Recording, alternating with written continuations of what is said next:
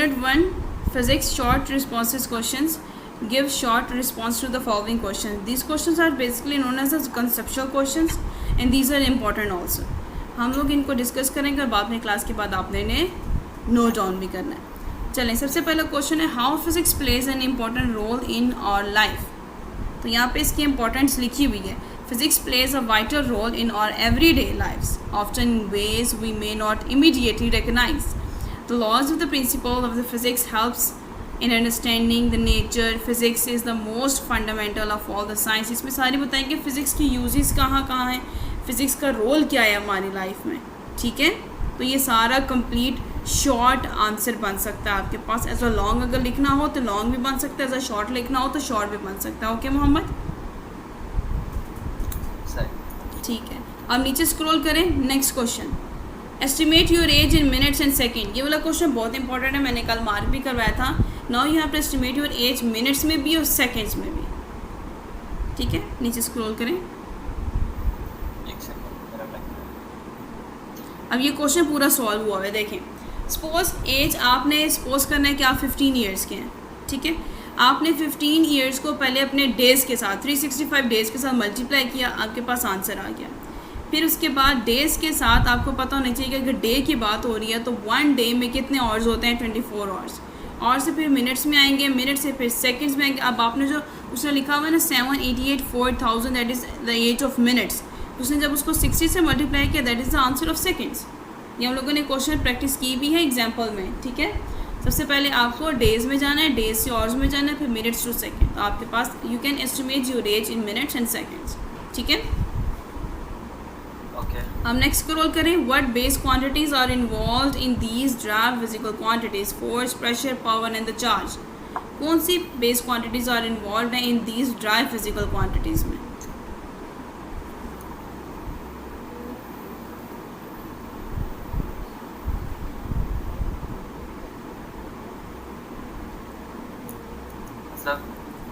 हाँ, मतलब सबसे पहले हम बताएंगे कि ये है तो ड्राइव क्वांटिटीज़ हैं जो बेस पे डिपेंड करती हैं. तो कौन सी इसकी है. सबसे पहले पावर है. पावर में लिखा हुआ है हमारे पास work done is equal to time. ठीक है, हमें पता है कि वर्क डन जो होता है वो F.D होता है, फोर्स बाय डिस्टेंस टाइम. तो drive unit of power kg metre पर सेकेंड स्क्वायर, मीटर पर second is equal to kg metre पर सेकेंड स्क्वायर. तो base units involved in power are mass, base की है, लेंथ, मैस, लेंथ, टाइम, ये सारी base की हैं जो ड्राइव यूज़ कर रहा है अपना पावर का फार्मूला बनाने के लिए. ठीक हो गया. अब नीचे स्क्रॉल करें. अब नेक्स्ट क्या है, चार्ज. चार्ज का होता है करंट बाय टाइम. और बेस क्वांटिटीज़ इसमें कौन कौन सी है, इलेक्ट्रिक करंट एंड टाइम, ये दोनों बेस की हैं. इसकी मदद से ड्राइव का चार्ज का फार्मूला बना है. नेक्स्ट क्वेश्चन नंबर 4 है show that the prefix micro is 1000 times smaller than a prefix milli. अब ज़रूरी नहीं कि जो क्वेश्चन हो आपसे यही पूछे. अगर आपको प्रीफिक्स का टेबल आता है वो माइक्रो के अकॉर्डिंग हेक्सा और पेटा से भी पूछ सकते हैं आपका. ठीक है, अब वो कहते हैं कि माइक्रो की टेंडरशिप पर -6 होती है और आपने -6 को ब्रेक कर दिया. ये इन्होंने ब्रेक की है. पावर को जब हम -3 -3 करेंगे तो -6 आंसर आएगा ना. तो फिर हमें पता है कि जो मिली है वो टेंडरशिप पर -3 होता है. तो 1 माइक्रो 10 पर -3 मिली, उसको हाफ कर देंगे 1000. तो so prefix micro is 1000 times smaller than prefix milli, क्योंकि माइक्रो से ही तो मिली निकला है. तो जो माइक्रो है वो 1000 टाइम्स स्मॉलर है किससे, प्रीफिक्स मिली से. ठीक हो गया. नेक्स्ट, ये भी इंपॉर्टेंट क्वेश्चन है. Justify that the displacement is a vector quantity while energy is a scalar. अब आपने जस्टिफाई करना है कि जो आपके पास डिस्प्लेसमेंट है वो वेक्टर क्वांटिटी है और एनर्जी स्केलर है. कैसे. Displacement refers to the shortest path between 2 point. It describe how for in what direction an object has moved since it includes both magnitude and the time. क्योंकि हमें पता है displacement क्या होती है, किसी भी चीज़ का ना शॉर्टेस्ट रास्ता, शॉर्टेस्ट पॉइंट. ओके, तो अगर आप यहाँ पे देखेंगे तो अगर कोई ना कोई चीज़, एक तो उसकी डायरेक्शन भी आ रही है और उसका मैग्नीट्यूड भी आ रहा है, तो ये चीज़ें तो हम लोग किस में देखते हैं, वेक्टर में देखते हैं. एनर्जी जो ऐसी एबिलिटी होती है आप कुछ ना कुछ काम करते हो. ठीक है, ये जो वेरियस लाइक काइनेटिक, पोटेंशियल, तो इसमें आपका मैग्नीट्यूड काउंट होता है. इसमें आपकी एनर्जी नहीं, इसमें आपकी डायरेक्शन नहीं होती है. सो एनर्जी स्केलर क्वांटिटी है, डिस्प्लेसमेंट वेक्टर क्वांटिटी है. आगे स्क्रॉल करें।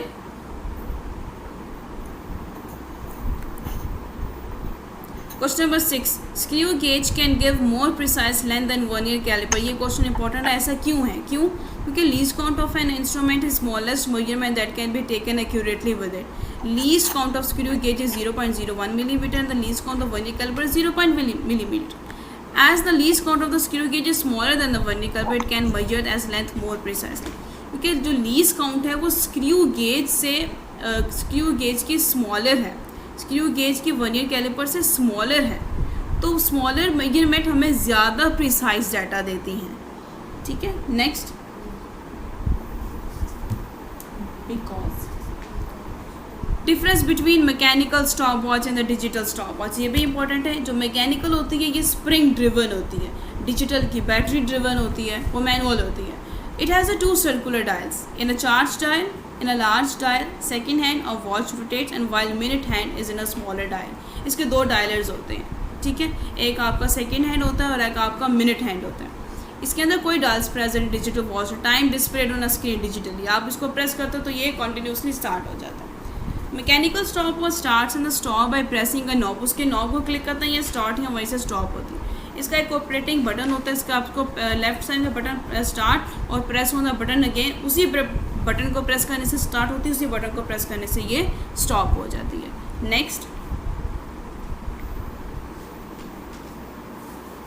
Question number 8, how measuring cylinder is used to measure volume of an irregular shape stone. To measure the volume of an irregular shaped stone using a measuring cylinder, we can use the method of water displacement. ये बहुत important है. वो कह रहे हैं कि measuring cylinder कैसे use किया जाता है कि अगर आपने किसी भी इरेगुलर शेप स्टोन का वॉल्यूम मेजर करना, आप क्या करोगे, सबसे पहले फिल द उस मेजर सिलेंडर को फिल करोगे विद अ नोन वॉल्यूम. उस वाटर जो आपने फिल किया उसका वॉल्यूम आपको पता होगा. आपने इनिशियल वाटर लेवल की रीडिंग ले लेनी है. ठीक है, फिर lower the irregular shape stone into the water. जो आपकी इरेगुलर शेप स्टोन है ना, आपने उसको वाटर के अंदर फिल कर दिया मेजरिंग सिलेंडर के अंदर यूजिंग अ वायर और द ट्वीज़र. अपने ट्वीज़र से या किसी वायर से आपने उसको उसके अंदर रख दिया. On the stone is fully submerge. जब वो बिल्कुल पानी के अंदर सबमर्ज हो जाएगा, वाटर स्टेबलाइज हो जाएगा. अब आपने न्यू रीडिंग लेनी है, water level in the measuring cylinder. Then the difference between the initial and the final water level readings. वो जो प्यासा कवा वाली कहानी नहीं है, ये वही चीज़ है. उसके पास कुएँ में पानी कम था पहले, गड्ढे में, जब उसने पत्थर डाले तो पानी यहाँ ऊपर आ गया. तो सेम एज इट इज़ इसने में हमारे पास जो मेजरिंग सिलेंडर था उसमें हमने इनिशियल वाटर की रीडिंग ली. जब हमने उसके अंदर इरेगुलर शेप का स्टोन डाला तो हमारी वाटर का लेवल इंक्रीज़ हुआ. तो अब नीचे करें स्क्रॉल, वाटर डिस्प्लेस हुआ तो वॉल्यूम जो स्टोन था, सबसे पहले आपने लिखना है वॉल्यूम, स्टोन का वॉल्यूम निकालना है. आपने पहले लिखनी है वाटर की जो फाइनल रीडिंग थी और इनिशियल रीडिंग थी, उन दोनों को माइनस कर देना. डिफरेंस बता रहे हैं. आगे चलें तो ये आपके पास वॉल्यूम आ जाएगा. क्वेश्चन नंबर 9 है, what precaution should be kept in mind while taking a measurement using measuring cylinder. ये बहुत इंपॉर्टेंट है. ये 2 पॉइंट्स बहुत इंपॉर्टेंट है कि जब भी आप कोई ना कोई मेजरमेंट कर रहे हो तो आपको कौन सी प्रिकॉशंस लेनी चाहिए जब आप कुछ ना कुछ मेजरिंग सिलेंडर से अगर आपने मेजर करना है. हमेशा आपकी आई साइड जो होती है वो स्ट्रेट होनी चाहिए. ठीक है, अगर आपकी हाइट ज़्यादा है तो आपको थोड़ा सा वाटर लेवल के साथ अपनी आई साइड बेंड होकर देखना पड़ेगा. Make sure the measuring cylinder is a placed on a flat surface. और उसको रेगुलर सरफेस पे नहीं रखना, वो फ्लैट सरफेस पे होना चाहिए. Take care of the meniscus and take reading accurately. फिर आपने उसको एक्यूरेटली रीडिंग लेनी है. उसकी बॉटम से उसकी रीडिंग लेनी है. डिटरमाइन करना है वॉल्यूम को, उसकी फॉर्म को, कनकेव शेप को, वॉल्यूम को, हर एक चीज़ को. Next, avoid parallax error while taking the measurement. Always read the volume marking at eye level. आपको पैरेलक्स एरर नहीं करना. बहुत आप ऊपर से खड़े होकर नहीं देख सकते, बिल्कुल ही नीचे नहीं जाना. अपनी हाइट के बराबर, उसकी वाटर की हाइट के बराबर अपनी आई साइड मैच करके. अक्सर होता है ना जब हम लोग अपने सिबलिंग्स के साथ कुछ चीज़ शेयर करते हैं, we have to measure that each glass of water have the same drink. उसको मैच करके देखते हैं ना आई साइड से बराबर जाकर ग्लास के. तो बिल्कुल वैसे आपने मेजरमेंट देखनी होती है. Next, why do we need to consider significant digit in measurement. हमें सिग्निफिकेंट डिजिट को क्यों कंसीडर करना पड़ता है जब हम कोई ना कोई मेजरमेंट कर रहे होते हैं. Significant figure plays a vital role in determining which digit in a number are reliable and the meaningful and they indicate the precision of the measurement and calculation by identifying the digits that are known with the certainty. अब जब significant digits होते हैं ना, significant figure की बात नहीं हो रही है, डिजिट्स की बात हो रही है. उसको आपको हेल्पफुल होती है, जो चीज़ आपके लिए रिलायबल है, मीनिंगफुल डाटा दे रही है आपको, वो इतनी प्रिसिशन होती है मेजरमेंट के कि आपकी कैलकुलेशन बहुत आसान कर दे, आपको सर्टेनिटी देती है, अनसर्टेनिटी नहीं देती। आगे चलें। If we go beyond the significant figures, we add the level of uncertainty associated with a particular value. So it is important to consider the significant digits in the measurement. तो ये important होता है कि आप significant digit लें, क्योंकि आपको particular value मिलती है, uncertainty data associate नहीं करना पड़ता। Next, 11. How random error can be reduced. अब आपका जो भी random error आता है उसको reduce कैसे किया जाता है। We cannot eradicate random error completely. हम उसको completely तो eradicate नहीं कर सकते, but it can be reduced by, उसको reduce किया जाता है बार बार measurement लेने से। ठीक है, अगर हम multiple measurements लेंगे तो same quantity तो नहीं आएगी, same quantity तो होगी तो calculated the average will reduce the chances of that. अगर आपने एक ही दफ़ा reading ले ली, maybe your data will not be the correct, आपका रिजल्ट सही नहीं होगा, आपको मेजरमेंट बार बार लेनी पड़ेगी। एटलीस्ट हर एक मेजरमेंट को 5 टाइम्स तो आपको काउंट करना चाहिए, फिर आपने उसका मीन निकाल लेना, तो फिर आपके पास जो आंसर आएगा वो एग्जैक्टली सेम तो नहीं होगा, बट उसके चांसेस बहुत ज़्यादा होंगे कि उसने हमारा डाटा करेक्ट दिया है, हमसे एरर को रिड्यूस कर दिया। On the other way can be increase in the sample size. For example, अगर आप साइज़ इंक्रीज़ कर दो, उसका मैथ इंक्रीज़ कर दो, मे बी तब आपका एरर ख़त्म हो जाए। आगे,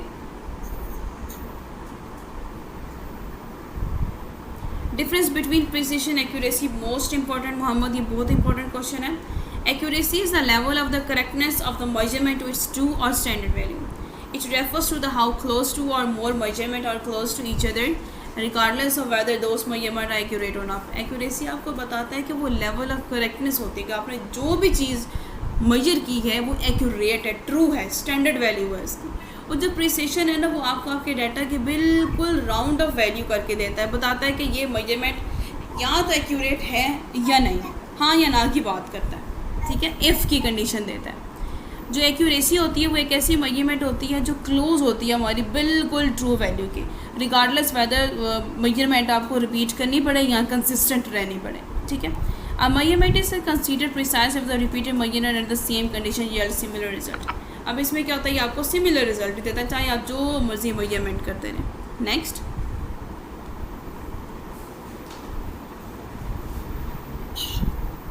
अब देखिए ये लॉन्ग क्वेश्चन आ गया, डिफाइन, मैं बुक से भी देख लेती हूँ, ये लॉन्ग क्वेश्चन आ गया है, define physics describe its revolution role in technology. ये पूरा लॉन्ग क्वेश्चन है, फिजिक्स है, रेवोल्यूशन रोल इन टेक्नोलॉजी, आगे करते जाएं। ठीक है, ये लॉन्ग क्वेश्चन है सारा, आगे बस वो वहीं तक है। अब क्वेश्चन नंबर 2 है, list the brief description of different branches. अब जो फिजिक्स की आपकी बुक में ना ब्रांचेस नहीं मेंशन है, जो ब्रांचेस के नेम थे उसी के अकॉर्डिंग ये आपके पास नोट्स है, मैकेनिक्स, थर्मोडायनामिक्स, ऑप्टिक्स, इलेक्ट्रोमैग्नेटिज्म, बस उसके बाद ये वही चल रहा है, quantum, relativity, atomic and the nuclear physics, oscillation and waves. आगे बस अब बाकी क्वेश्चंस आपने करने हैं जी मार्क। अब आप अपनी स्क्रीन शेयरिंग ऑफ कर दें, अब आपको बाकी क्वेश्चन मैं मार्क करवाती हूँ। पेंसिल हाथ में रखिएगा, मेरी बुक आपको स्क्रीन पे नज़र आ रही है।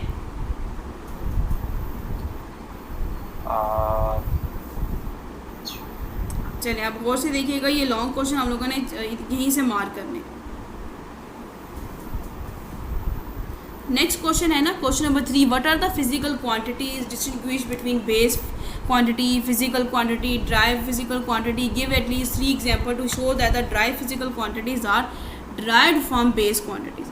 अब इसका आंसर आपको मिलेगा पेज नंबर जहाँ पे लिखा है physical and the non physical quantities.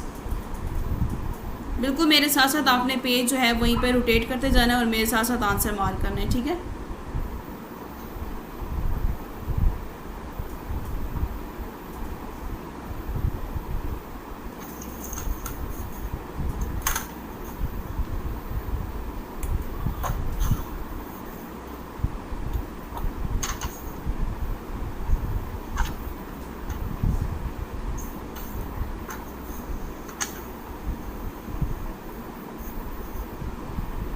अब जो मार्क करवाऊंगी उसको स्पेशली बुक पे लिखने की ज़रूरत नहीं है। ठीक है, नोटबुक पे, सॉरी।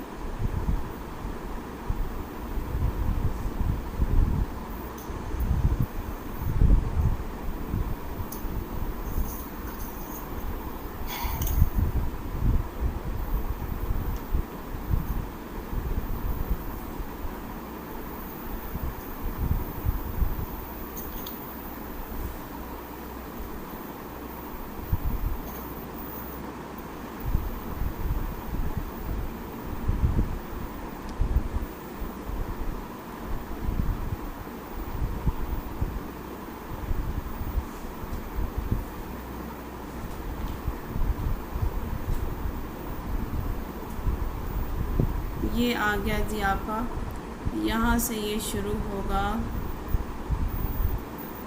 यहाँ से, ठीक है। अब आपका ये शुरू होगा, मार्क करवा रही हूँ, क्वेश्चन नंबर 3 का आंसर यहाँ से, 3rd लॉन्ग, ये साथ ज़रूर लिखिएगा, 3rd लॉन्ग लिख रहे हैं आप? 3rd लॉन्ग, जी जी 3rd लॉन्ग।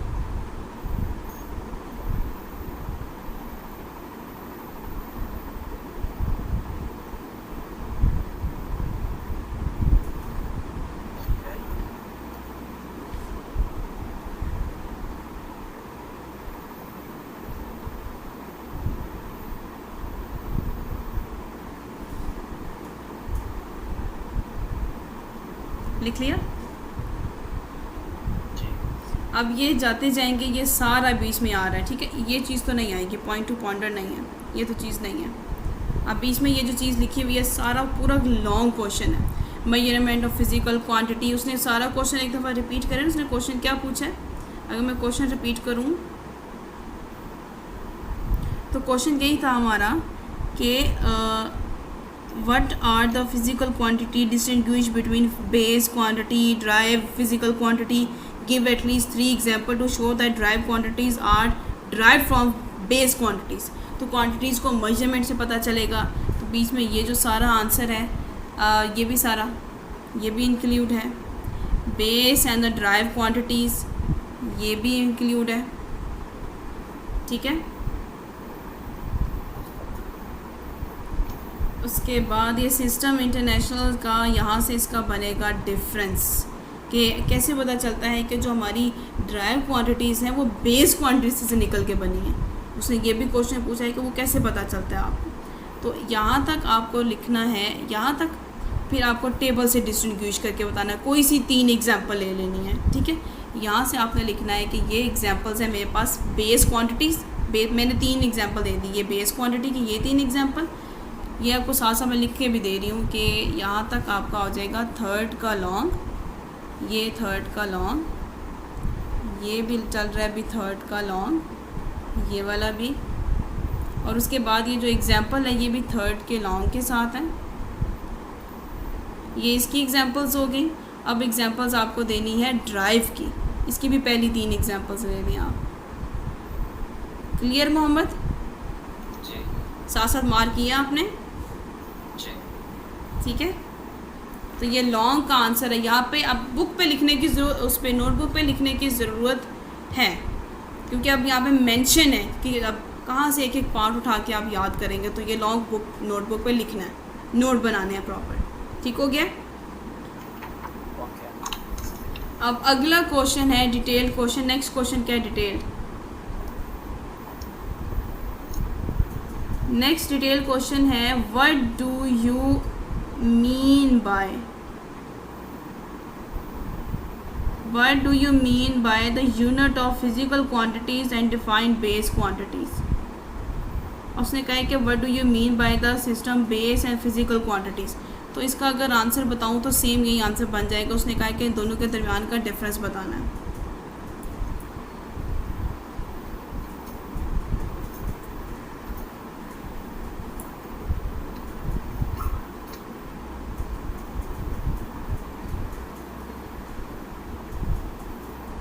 तो ये डिफरेंस आपका बनेगा यहाँ से, यहाँ पे पीछे आएंगे,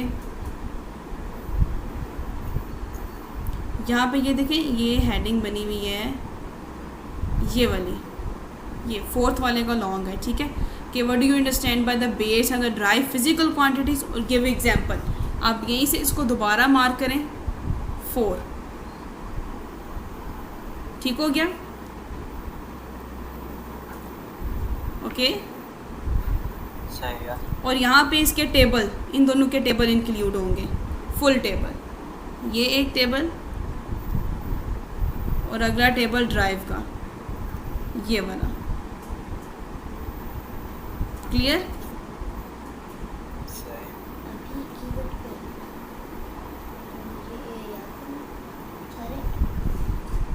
डन।